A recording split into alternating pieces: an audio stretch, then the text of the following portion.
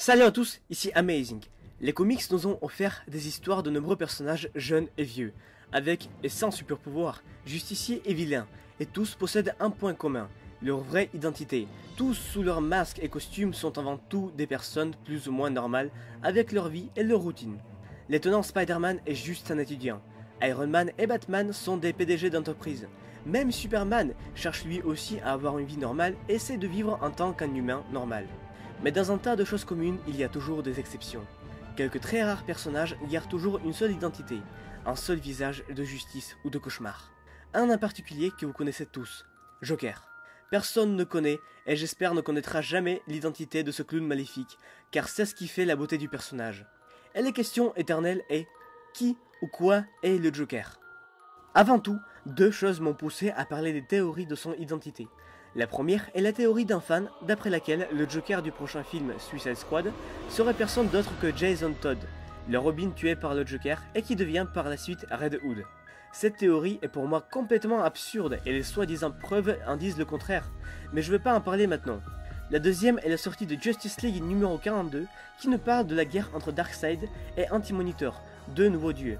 Lors de cet événement, un autre nouveau dieu de la connaissance, Metron, se retrouve séparé de son tronc de puissance, dit aussi la flottante chaise magique d'espace-temps.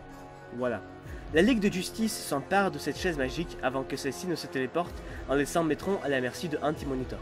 C'est alors que Batman s'assoit dessus en prenant possession du pouvoir de la connaissance. Batman devient un dieu.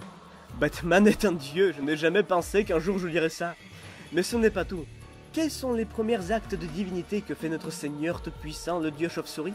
Il pose à la chaise deux questions. La première, pour voir si le trône dit vraiment la vérité, et qui a tué les parents de Bruce Wayne?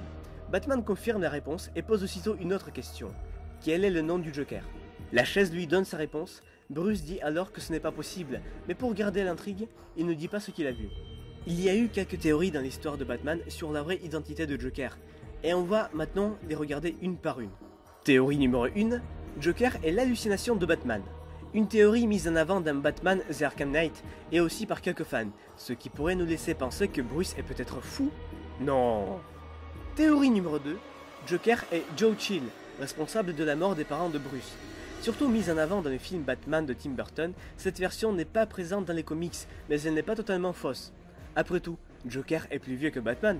Quelques incohérences peuvent survenir, mais quand Batman s'assoit sur la chaise de Metron, il pose la question d'abord sur le tueur, et puis après sur le Joker. La réponse a-t-elle été la même?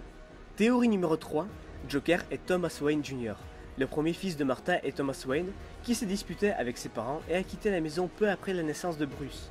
Il est tout à fait possible qu'après il soit devenu Red Hood, puis en tombant dans les produits chimiques, il devient Joker. Dans le monde de Terre 2, il est Owlman, et on ne sait pas ce qu'il est devenu sur la Terre 1. Théorie numéro 4, Thomas Wayne est le Joker. Une autre théorie des fans, et je n'ai strictement aucune idée sur quoi elle est fondée. Car le père de Bruce lui-même a déjà été vêtu du costume de chauve-souris, et en plus il est mort. Ou pas.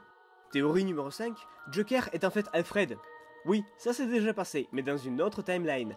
En plus, Alfred est assez vieux pour être le Joker. Ouais, du coup ce n'est pas vraiment une théorie.